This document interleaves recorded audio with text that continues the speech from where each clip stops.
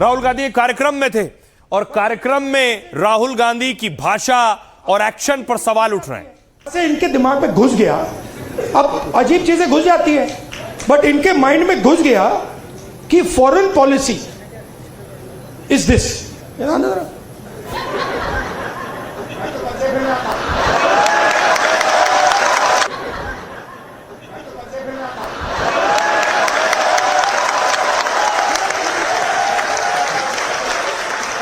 अब पता नहीं किसने डाला, कहां से घुसा। फॉरेन पॉलिसी का मतलब imagine the ignorance. Foreign policy. एक चीज पूछ सकता हूँ? हाँ, मिलनी समझ के तो नहीं पकड़ा था, मिलनी समझ के तो नहीं पकड़ा था, मिलनी समझ के तो नहीं पकड़ा था। I have not reached there yet। से इनके दिमाग में घुस गया। ये तस्वीर जो आप देख रहे हैं, राहुल गांधी सम्मेलन में बोलते बोलते प्रधानमंत्री नरेंद्र मोदी पर हमला करने लगे और पीएम मोदी की विदेश नीति को उनके गले लगाने से जोड़ दिया कि पीएम विदेश जाते हैं तो गले लगते हैं।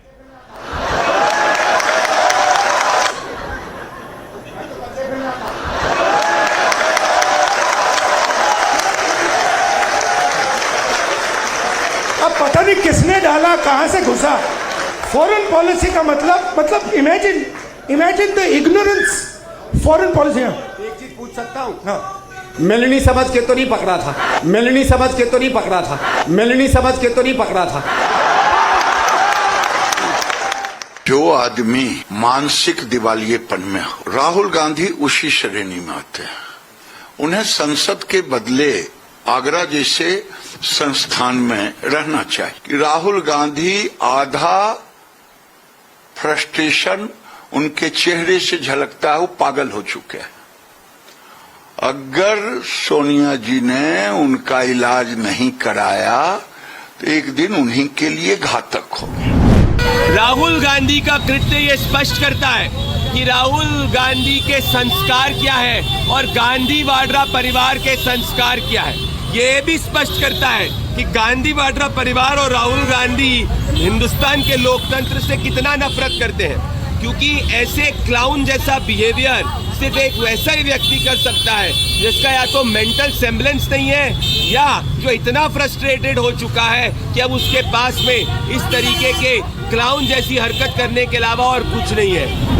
राहुल गांधी ने आज जिस प्रकार की संस्कारहीन, अभद्र, अश्लील भाषा का प्रयोग करा है, जितना उन्होंने अभद्र बयान आज प्रधानमंत्री श्री नरेंद्र मोदी जी पे दिया है, उससे वो नेता प्रतिपक्ष नहीं, एक फेल्ड स्टैंड अप कॉमेडियन लग रहे थे।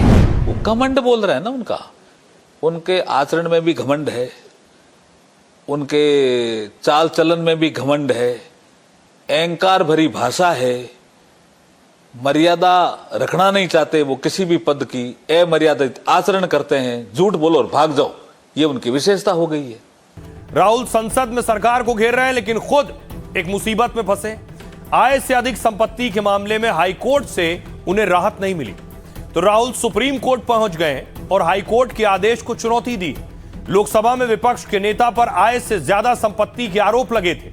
यह शिकायत कर्नाटक के बीजेपी कार्यकर्ता विघ्नेश शिशिर ने की थी और इलाहाबाद हाईकोर्ट ने सीबीआई ईडी से उन आरोपों के सत्यापन के निर्देश दिए थे। हाईकोर्ट ने मई में अपने आदेश में कहा था कि यदि शिकायत प्राप्त हुई है तो उसमें लगाए गए आरोपों का कानून के अनुसार सत्यापन किया जाए। कोर्ट ने कहा था कि सीबीआई या ईडी कानून के तहत उचित कदम उठा सकती है, यानी जांच के दौरान सूचना मिलने पर कानूनी कार्रवाई कर सकती है। जानकार मानते हैं कि राहुल गांधी को गिरफ्तारी का भी अंदेशा है, इसलिए सुप्रीम कोर्ट में एक अलग ट्रांसफर याचिका भी दाखिल की है जिसमें मामले को इलाहाबाद से दिल्ली ट्रांसफर करने की मांग की गई।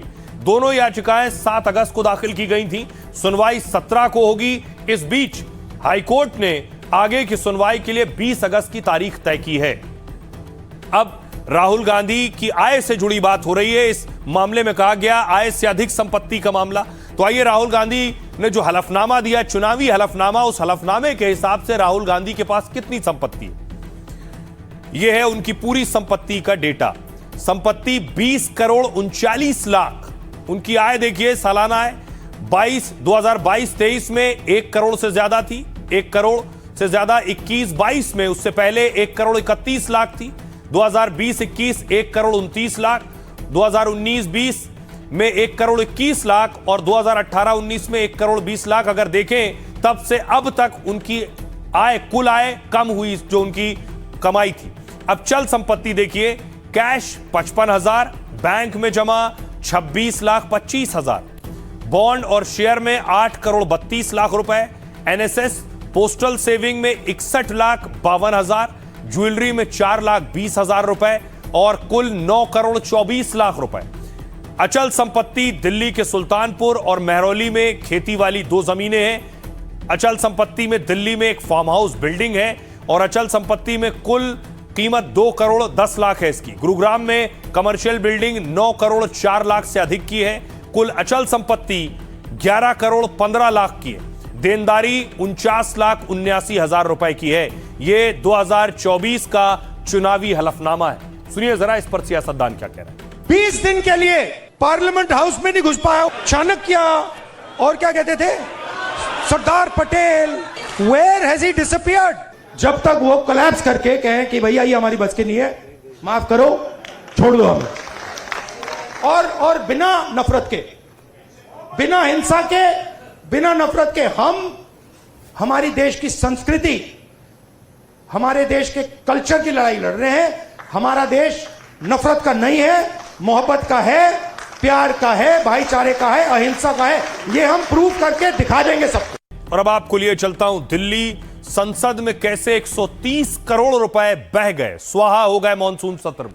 तस्वीर आज देख रहे हैं। आज संसद परिसर में विपक्ष प्रदर्शन कर रहा था, हाथों में बंदर लेकर प्रदर्शन कर रहा था। छप्पन इंच का छोटा बंदर, 56 इंच का छोटा बंदर, 56 इंच का छोटा बंदर, 56 इंच का छोटा बंदर, 56 इंच का छोटा बंदर, 56 इंच का छोटा बंदर। कांग्रेस बीजेपी के खिलाफ प्रोटेस्ट कर रही थी, दूसरी तरफ बीजेपी राहुल गांधी के खिलाफ प्रोटेस्ट कर रही थी, राहुल गांधी के खिलाफ नारेबाजी कर रही थी।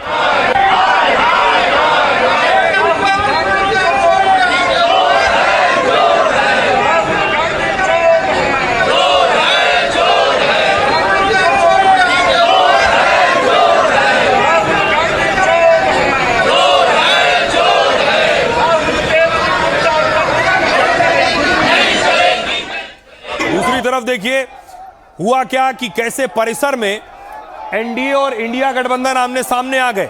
दोनों पार्टियों के सांसद आमने सामने थे।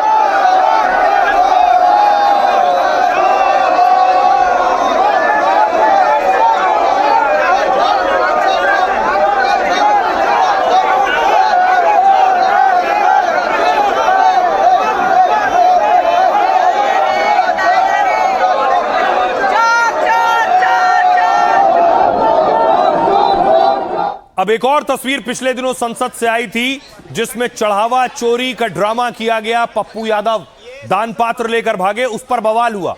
वो जो पैसा इकट्ठा हुआ था, देखिए आज वो पैसा लेकर अयोध्या से सांसद अवधेश प्रसाद पहुंचे दिल्ली के हनुमान मंदिर, और वो जो चंदा इकट्ठा हुआ था लगभग 2 लाख रुपए का दान इकट्ठा हुआ, उसे हनुमान मंदिर में चढ़ा दिया। यही मंदिर है, हनुमान जी का मंदिर है, प्राचीनतम मंदिर है, तो हम लोगों ने बेहतर समझा यहीं पर चढ़ा रहे।